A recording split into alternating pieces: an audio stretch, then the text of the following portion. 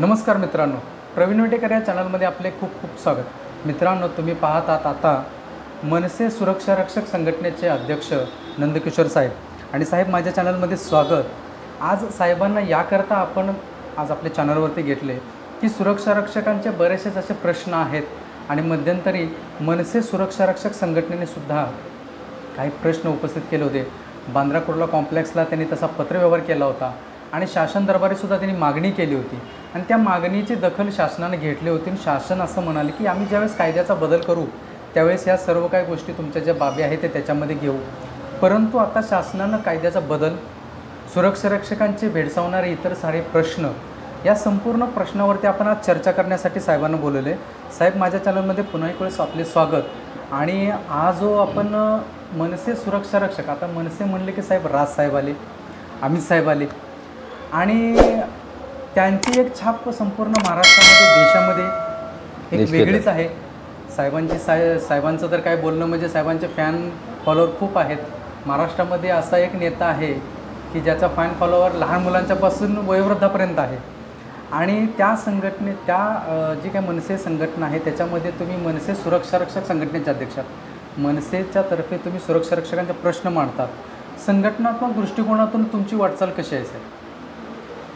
सर्वप्रथम आज या यूट्यूब चॅनलवर मला तुम्ही बोलावलं त्याबद्दल तुमचे मनापासून आभार। सध्या महाराष्ट्रात जी तुम्ही म्हणालात की राजसाहेबांचे फॅन फॉलोअर्स आहेत, तर फॅन फॉलोअर्स नुसते ते सोशल मीडिया म्हणून नाही आहे। सध्या महाराष्ट्रात जो राजकीय चिखल झालेला आहे यामध्ये महाराष्ट्राच्या हिताचे प्रश्न कुठलेही ऐरणीवर घेतले जात नाहीत, तर सोडवले जात नाहीत। खरी गोष्ट आहे। फक्त पक्ष कोणाचा आणि सध्या राजकारणात कोणाला बसवणार या ठिकाणी सगळी नीतिमत्ता ही सगळी गाठीला बांधून ठेवलेली आहे आणि या ठिकाणी राजकीय सगळा चिखल झालेला आहे। तर या ठिकाणी एक सामान्य नागरिक म्हणून आणि महाराष्ट्राची जनता हे मोठ्या आशेने, आमचे माननीय राजसाहेब असतील, आमचे माननीय अमित साहेब असतील, यांच्याकडे खूप मोठ्या आशेने आज महाराष्ट्र बघतो आहे। आणि तुम्ही बघत असाल, आमचा पक्ष कुठल्याही चिखलफेकीत कधीही नसतो। जे महाराष्ट्राचे प्रश्न जे ऐरणीवरचे आहेत ते मूलभूत सुविधांचे आहेत, रस्ते असतील, कामगार वर्ग असेल, शेतकरी वर्ग असेल, यांचे प्रश्न सोडवण्यामध्ये नेहमीच आम्ही पुढाकार घेतो। तो टोल नाक्याचा प्रश्न असेल, या सगळ्यामध्येच असतो आम्ही। आणि त्या पद्धतीनेच आज महाराष्ट्रात खरोखर विचार करत आहे की पर्याय म्हणून हे सगळ्या राजकीय नेत्यांना महाराष्ट्र कंटाळलेला आहे। आज सगळ्यात मोठा महाराष्ट्रात कामगार वर्ग आणि शेतकरी वर्ग आहे, तो तर अतिशय कंटाळलेला आहे। कामगार वर्ग आणि शेतकरी वर्ग सगळे आज त्यांच्याकडे अपेक्षा आणि पर्याय म्हणून तर बघत असेल ते आमच्या माननीय राजसाहेबांकडे ते बघत आहेत। आणि त्या पद्धतीने आपला पक्ष जो आहे मनसे पक्ष हा कुठलाही याच्यामध्ये हेवेदावे न ठेवता प्रश्न सोडवताना पूर्ण ताकदीने त्या ठिकाणी उतरतात आणि तो प्रश्न आम्ही सोडवल्याशिवाय गप्प राहत नाही आणि त्या पद्धतीनेच कार्यवाही यापुढेही चालू राहणार आहे। साहेब, आता सध्या महाराष्ट्र शासनाने, आता विधायक जे आहे ते हिवाळ्या अधिवेशनामध्ये येणारच आहे, परंतु केंद्र शासनाने राज्यातील प्रमुख संघटनांना, आता महाराष्ट्र शासनानं सुद्धा त्याच्यामध्ये आर्टिकल 34 नंबरचा आहे, त्याच्यामध्ये अधिसूचना मागवलेल्या आहेत। प्रमुख ज्या संघटना आहेत त्याच्यामध्ये अधिसूचना मागितल्या आहेत। यामध्ये तुम्ही कसं पाहता? कसं आहे, आमची संघटना आज गेले 2010 पासून महाराष्ट्र नवनिर्माण सुरक्षा रक्षक सेना ही संघटना महाराष्ट्रामध्ये सुरक्षा रक्षकांचं प्रतिनिधित्व करत आहे। आज बहुसंख्य सुरक्षा रक्षक वर्ग आमच्याकडे त्या पद्धतीने आशेने बघतो, आपले प्रश्न घेऊन येतो, आम्ही सोडवतो, ते चाललेलंच आहे। पण आत्ता जे आर्टिकल 34 आपण म्हणतो, जे केंद्र शासनाने आणलेलं आहे, त्या बाबतीत राज्य शासनाच्या सूचना मागवलेल्या आहेत आणि त्या सूचनांसाठी आमच्याही संघटनेला या ठिकाणी निमंत्रण आलेलं आहे की त्यांनी सूचना कराव्या। तर या बाबतीत सुरक्षा रक्षक सेनेच्या बाबतीत आधी सांगायचं झालं तर काही जाचक यामध्ये बदल करण्यात येणार आहेत, अशाच या ठिकाणी काही बदल आलेले आहेत। तर पूर्वीच्या ज्या काही प्रश्न ऐरणीवर जे होते सुरक्षा रक्षकांचे, आपण सुरक्षा रक्षक मंडळाच्या बाबतीत बोलूया। सुरक्षा रक्षक मंडळाच्या बाबतीत आत्ताच आपण बघितलं की 6 वर्ष पगारवाढ आपली प्रलंबित होती, वेतनवाढ, त्याच्या पुढची 3 वर्ष, आणि आत्ता या ठिकाणी सुरक्षा रक्षकांच्या तोंडाला पाणी पुसण्याचं काम राज्य शासनाने केलं। 1600 रुपयाची पगारवाढ 9 वर्षासाठी।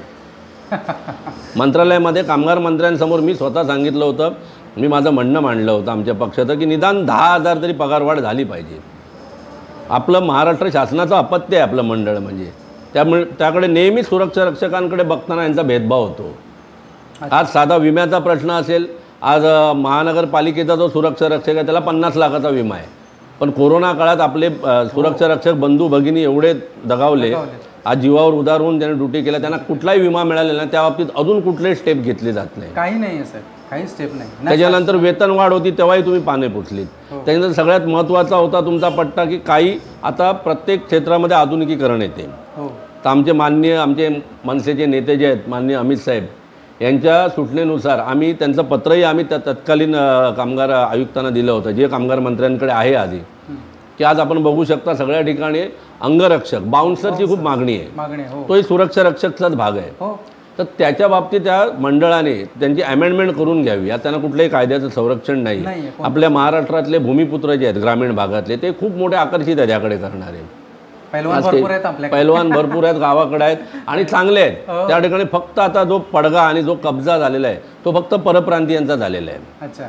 तर त्या ठिकाणी हे करणारे आहेत, पण त्या ठिकाणी अमेंडमेंट होत नाही कायद्याची. त्या ठिकाणी कुठलाही मिनिमम वेजेस ॲक्ट त्या ठिकाणी लागू नाही आहे, वैद्यकीय सुविधा लागू नाही आहे, आपल्या सुरक्षा रक्षकांप्रमाणे कुठली सुविधा नाही आहे.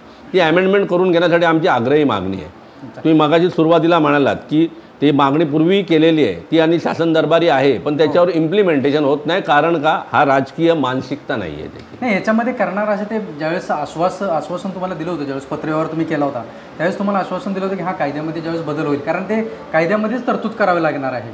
अगदी बरोबर. हा वेगळा विषय आहे की कायद्यामध्ये तरतूद करावी लागणार आहे. मग आता तसं काही विचाराधीन आहे का?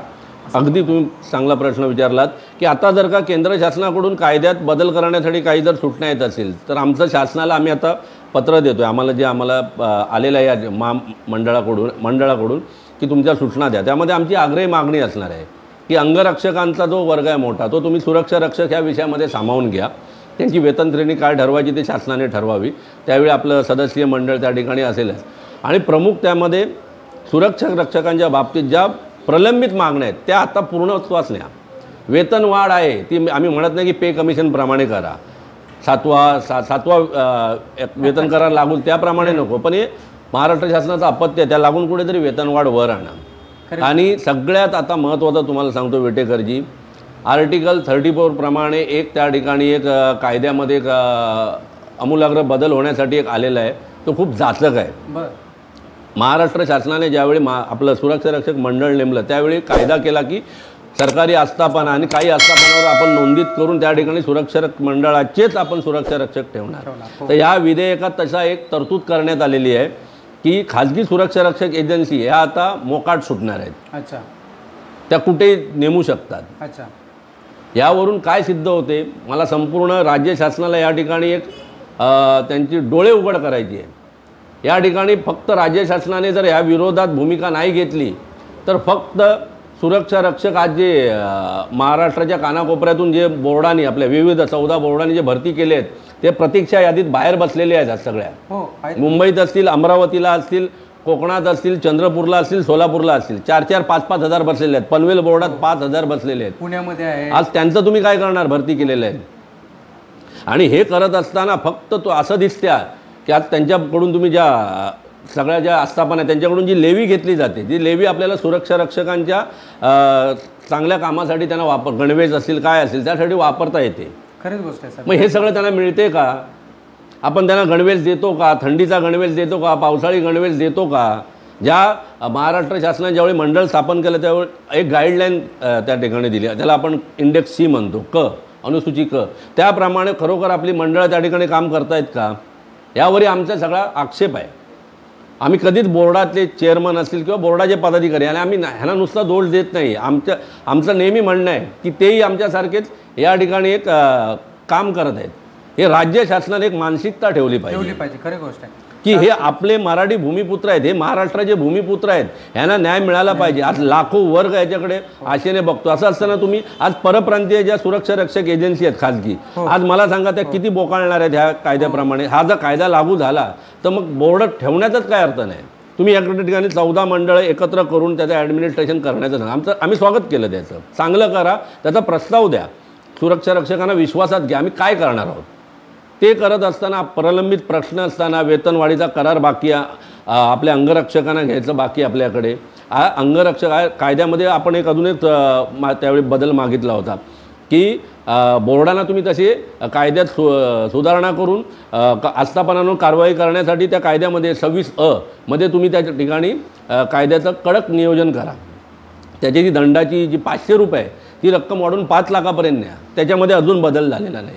तर आत्ता अनुषंगाने हे जर आपल्याकडे आत्ता आलेलं आहे समोरूनच की केंद्राने समोरून पाठवलेलं काय बदल पाहिजे, त्याच्यामध्ये महाराष्ट्र शासनाने प्रमुख बदल करावे आणि सुरक्षा रक्षक मंडळाला ताकदवान बनवून आज मजबूत तो कायदा करून महाराष्ट्रातल्या खेडोपाड्यातल्या ग्रामीण भूमिपुत्रांना या ठिकाणी मोठा रोजगार उपलब्ध करून द्यावा, मंडळी मोठे होतील.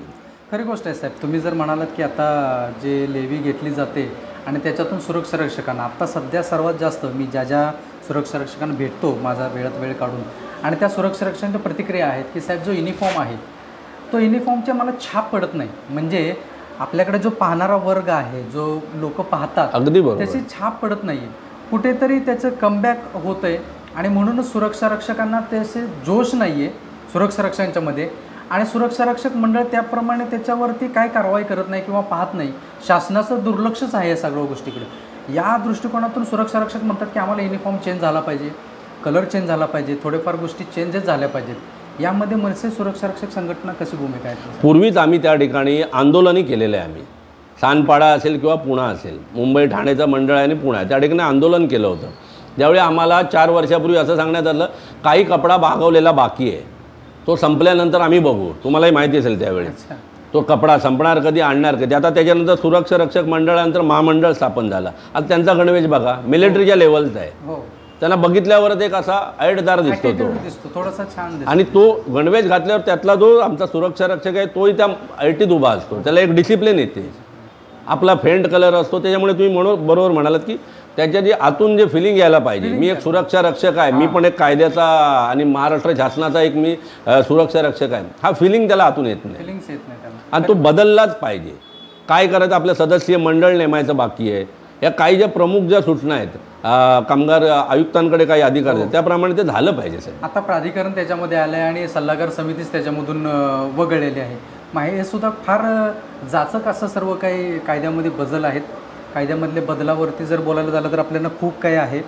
तर साहेब पुढील रणनीती तुमची काय असणार आहे? मनसेची जी पुढील रणनीती जे म्हणतायत, जे मनसे स्टाईलमध्ये आता पुढे नव्याने सुरक्षा रक्षकांना पाहायला मिळेल काय? नक्कीच यावर आमचं पूर्णपणे काम चालू आहे. महाराष्ट्र नवनिर्माण कामगार सेना याचे अध्यक्ष डॉक्टर मनोज चव्हाण साहेब आणि सुरक्षा रक्षक सेना आणि अंगरक्षक सेना जी मनसेची आहे या बाबतीत त्या प्रमुख सूचना करायच्या. त्या पुढील 2 दिवसात आम्ही महाराष्ट्र शासनाला, माननीय महाराष्ट्राचे मुख्य कामगार आयुक्त आहेत BKCमध्ये त्यांना देणार आहोत. प्रमुख मंडळांच्या चेअरमनना ते देणार आहोत. आणि हे सगळं दिल्यानंतर पूर्ण लक्ष यावर आहे. या गोष्टीवर पूर्ण आमचं महाराष्ट्र नवनिर्माण सेनेचं लक्ष आहे. आणि या बाबतीतला सगळी माहिती माननीय राजसाहेब ठाकरे आणि आमचे नेते माननीय अमित साहेब ठाकरे यांना या ठिकाणी माहिती दिली जाणार आहे. आणि जर का यामध्ये महाराष्ट्रावर कुठे अन्याय होताना दिसला तर मात्र महाराष्ट्र नवनिर्माण सेनेच्या अधिपत्याखाली आणि कामगार सेनेचे अध्यक्ष आहेत डॉक्टर मनोज चव्हाण, कार्याध्यक्ष आहेत माननीय संतोषजी धुरी आणि सरचिटणीस आहेत गजानन राणेजी, यांना एकत्र घेऊन आमचं एक शिष्टमंडळ महाराष्ट्र शासनाला भेटणार. नाहीतर तुम्ही ज्याप्रमाणे म्हणालात, जसं आम्ही ज्या मागे BKCमध्ये जो मोर्चा काढला तशा पद्धतीने आम्ही पुढची रणनीती ठरवणार आणि एक महाराष्ट्रात एक मोठं आंदोलन उभं करणार. आणि कुठेतरी राज्य शासनाला आम्हाला जे चाललेलं आहे ज्या सध्या परिस्थिती, कोणाला या वर्गाची, कामगार वर्ग, शेतकरी वर्गाचं काही पडलेलं नाही आहे. फक्त कसं सत्तेत बसूया आणि सत्तेतलं कसं काय करायचं ह्याचा चिखल केलेला आहे. त्यामुळे ह्यासाठी आम्ही जाग नक्कीच आणणार आणि तसे आदेश आणि तसं लक्ष आमच्या पक्षाचं पूर्णपणे या गोष्टीवर राहणार आहे. नक्कीच जाता जाता एक साहेब, आता तुम्ही म्हणालात की कामगार वर्ग आणि सुरक्षा शेतकरी, आता महाराष्ट्राचे मुख्यमंत्री जे आहेत ते मुख्यमंत्री म्हणतात की गोरगरिबांचं सरकार आहे, कष्टकऱ्यांचा सत्कार आहे, शेतकऱ्यांचा सत्कार आहे. मग कामगार आणि शेतकरी वर्ग आणि इतर जर महाराष्ट्र त्याच्यावरती जर पाहतोय, कारण तो शेतकरी आणि कामगार ह्या 2 गोष्टीवरती जास्त आहे. इंडस्ट्रीज एरिया आपल्याकडे फार कमी आहेत. त्याच्यामध्ये जो कामगार वर्गाकडे आपला मुख्यमंत्री साहेबांचा थोडासा कल कमी दिसतोय का? तुम्हाला काय वाटतं? मुळात आधी ह्या मुख्यमंत्र्यांच्या बाबतीत आणि सध्याच्या राजकीय परिस्थितीवर मी कामगार प्रतिनिधी म्हणून बोलणं ठीक नाही आहे. त्याबाबतीत आमचा पक्ष नेहमीच बोलत असतो. फक्त मी तुम्हाला एवढंच त्या तुमच्या गोष्टीला दुजोरा देईन की पूर्ण शेतकरी वर्गावर तर अन्याय होतोच आहे. आत्ताच आठवडाभर तुम्ही पाहिलं टोमॅटोचा लिलाव बंद होता. हो त्याआधी कांद्याच्या बाबतीत होतं की किती भाव वर खाली जाते, शेतकऱ्याला काही मिळत नाही. आता तुम्हाला कामगार क्षेत्राबद्दल सांगायचं झालं तर आमचे अध्यक्ष यावर भूमिका मांडणारच आहेत. कामगार क्षेत्रातही आता मोठा एक बदल त्या लोकांनी सुचवलेला आहे, त्याला विरोध झालाच पाहिजे. की आज एका आस्थापनेत, मोठ्या आस्थापनेत जर 25-26 वर्ष एक जर कामगार जर का परमनंट असेल अच्छा तर त्या परमनंट कामगाराला काढून आहे त्या स्थितीत त्याची सेवा खंडित करून त्याला तसाच्या तसा कॉन्ट्रॅक्ट लेबरमध्ये घेण्याची तरतूद या ठिकाणी करण्यात आलेली आहे. बरं. त्या तरतुदीला विरोध झालाच पाहिजे, झालाच पाहिजे झाला नाहीतर पूर्ण कामगार वर्ग देशोधडीला लागणार आहे. हो हो हो खरी आज पूर्ण वयाच्या उतार वयात तो त्या ठिकाणी जाणार आणि परत कंत्राट पद्धतीने लागणार आणि त्या ठिकाणी तो विरोध झालाच पाहिजे. आताही काही कायदे पूर्वी पास झाले. 100च्या आतले युनिट कामगार असतील तर कुठल्याही कोर्टाचे आदेश घ्यायची गरज नाही, ते बंद केले जातात. ह्या जाचकटी असताना हा जर कायदा आला तर काय राहणारच नाही कामगारांच्यासाठी, कुठलाच कायदा राहणार नाही. खरी गोष्ट आहे साहेब. साहेब महाराष्ट्रातले आपला जो चॅनल आहे तो संपूर्ण महाराष्ट्रातले जे सुरक्षा रक्षक आहेत आणि जो प्रेक्षक वर्ग आहे तो पाहतो. महाराष्ट्रातल्या ज्या जिल्ह्यामध्ये सुरक्षा रक्षक आहेत त्यांना तुम्ही काय थोडक्यात संदेश द्याल? आज महाराष्ट्रातल्या ज्या 14 जिल्ह्यात मंडळ आहे त्या मंडळांपुरतंच मी न सांगता मी संपूर्ण महाराष्ट्रातील भूमिपुत्रांना हो माझ्या माननीय राजसाहेबांच्या वतीने आणि अमित साहेबांच्या वतीने आणि महाराष्ट्र नवनिर्माण कामगार सेना, महाराष्ट्र नवनिर्माण सुरक्षा रक्षक सेना आणि महाराष्ट्र नवनिर्माण अंगरक्षक सेनेच्या वतीने एवढंच आवाहन करतो की आव्हान आपल्यासमोर उभं राहिलेलं आहे. तुमच्याही अजून कोणाच्या काही सूचना असतील तर या यूट्यूबवर मी माझा नंबर डिस्प्ले करणार आहे विटेकरांबरोबर. विटेकरांकडे दिल्यात तरी चालतील आणि लवकरात लवकर 2 दिवसात त्या आमच्यापर्यंत पोहोचवाव्या. व हे आंदोलन मनसेचं नसून हे महाराष्ट्राचं आंदोलन आहे. या भावनेने सगळ्यांनी आमच्याशी संपर्क करावा व एक मोठा आपल्या पुढील महाराष्ट्राच्या भवितव्यासाठी, कारण असा बदल पुन्हा पुन्हा येणार नाही आहे, एक मोठा बदल होणार आहे. त्यावेळी आपण एक जातीने उभे राहून एक चांगला बदल आपल्यासाठी करून घेऊया जो सुरक्षा रक्षकांच्या पुढच्या पिढ्यांना खूप चांगला असेल. आणि कुठेही या प्रायव्हेट सुरक्षा रक्षक एजन्सीना ज्या परप्रांतीय धनदांडके आहेत आणि कुठेही आपल्याला या ठिकाणी आपल्या क्षेत्रावर कुठे कब्जा करायला आपण देऊया नको. आणि महाराष्ट्राचा जो हक्काचा रोजगार आहे तो आपल्याकडून हिरावला घेऊन जाणार नाही ह्याची खबरदारी सगळ्यांनी घेऊया. आणि सगळ्यांना आम्ही पुन्हा एकदा आवाहन करतो या यूट्यूबच्या मार्फत की आमच्याशी जास्तीत जास्त तुम्ही संपर्क करा व आम्ही नक्कीच तुमच्या सूचनेचा त्या ठिकाणी विचार करू व पक्षाच्या महाराष्ट्र नवनिर्माण सेना या आमच्या पक्षाच्या वतीने जे आदेश दिले जातील त्याप्रमाणे आम्ही पुढील आंदोलनाची रणनीती ठरवणार आहोत. धन्यवाद साहेब, तुम्ही आम्हाला जो वेळ दिला त्याबद्दल. आणि मित्रांनो, तुम्ही पाहत असाल की महाराष्ट्रातले जे सुरक्षा रक्षक आहेत, इतर जिल्ह्यांमधले जे सुरक्षा रक्षक आहेत त्यांना नेहमीच भेडसावणारे प्रश्न आहेत. ते नेहमीच मला कमेंट्स बॉक्समध्ये विचारत असतात की आमच्याकडे काय होणार आहे, आमच्या इथे काय होणार आहे, आम्हाला वेटिंग नाही आहे, आम्हाला ड्युटी नाही आहे, आमच्याकडे भरतीचं काय चाललेलं आहे. अशा बरेचसेच प्रश्न आहेत. ते प्रश्न तुमचे मी यांच्यापर्यंत नक्कीच पोहोचवेन. तुम्ही कमेंट्स बॉक्समध्ये खाली लिहित चला. तर मित्रांनो, व्हिडिओ आवडल्यास लाईक करा, शेअर करा आणि आपला चॅनल सबस्क्राईब करायला विसरू नका. चॅनल हा आपला जास्तीत जास्त सुरक्षा रक्षकामध्ये पोहोचला पाहिजे, कारण हा असा एकमेव आपला चॅनल आहे की सुरक्षा रक्षकाचा आवाज उचलणारा चॅनल आहे आणि घरोघरी तो पोहोचला पाहिजे. आणि सर्वांच्यापर्यंत आपलं जे काही म्हणणं असतं आता साहेबांनी जसं सांगितलं तसं सर्वांच्यापर्यंत पोहोचलं पाहिजे. नमस्कार. जय हिंद, जय महाराष्ट्र.